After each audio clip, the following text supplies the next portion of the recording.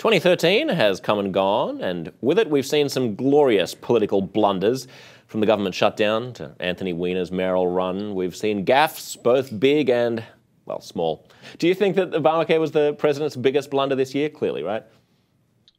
Yeah, I think that is certainly a top candidate at the very least. I mean, it's got to contend with the biggest loss of intelligence in U.S. history with the Ed Snowden NSA disclosures, but it's pretty bad because it makes liberalism look bad because it appears to be the government incapable of doing something that is seemingly simple, which is running a website, and that is even though there are all kinds of interconnected private contractors involved.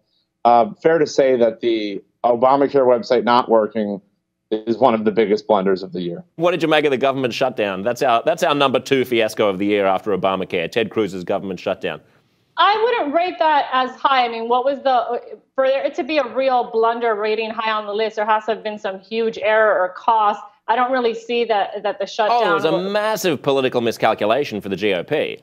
Not necessarily, no. I think it got a lot of people talking about, even during those few days where it was in effect, no one really seemed to notice a huge difference. Maybe we can do with the government shutting down at least some aspects of what it does, because there does seem to be a lot of waste in terms of employees and what it spends. So, no, I don't see it as, it's funny, liberals seem to think it's a given that the government shutdown was this horrific stain on the GOP in 2013, but most able to articulate why. Most centrist GOP candidates also feel that way. One political disaster that is likely to continue into 2014 was the revelation of the NSA's surveillance programs. In May, The Guardian, among other outlets, published information from documents leaked by Edward Snowden that revealed the agency's spying on leaders of other countries and private citizens alike.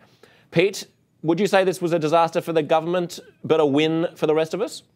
Yes. But how handsome is Edward Snowden? Let's just talk about the symmetry. I tell you what, if he had that thing cut off of his neck, he would be a really, really lovely guy. That's really the issue. Edward Snowden's mole. He is a mole. See what we did there? Yeah. But I mean, yesterday, Alan Dershowitz was on, I think, CNN, something, saying that he could have easily just gone to the government and not had the reveal of this, and the government could have done anything. The truth is, government knew about this and didn't do anything. The American public needed to know, and Edward Snowden should be compared to the guy Daniel Ellsberg of the Pentagon Papers. And there's a lot of similarities there, but that's just my opinion. But one of our favourite, actually, this is probably one we'll all agree on too, one of our favourite losers this year was the incomparable Rob Ford. Toronto's crack-smoking mayor had a rollercoaster 2013 that included almost being impeached, arm wrestling with Hulk Hogan, and spouting the virtues of oral sex in keeping his marriage healthy.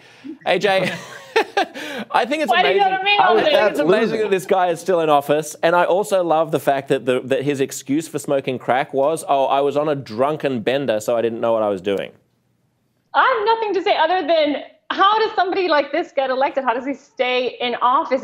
And we're all just, we marvel at the train wreck, but I think it's a bigger blunder, not so much in terms of Ford himself, but the amount of attention that Americans paid to this Canadian story. It just shows our Kardashian type of interest in the news that Pete alluded to earlier. I mean, about what's really important. Who really cares about this crack smoking mayor all the way in Canada, but we were mesmerized for weeks. And I love that there's no ability, there's no tool with which to remove him. Like, he just has to choose to go. Otherwise, the Canadians are like, okay, I guess you just get to keep being our mayor forever then. Pete? There's a tool to which you can remove him. It's called a pipe, Josh. And I happen to have it right here.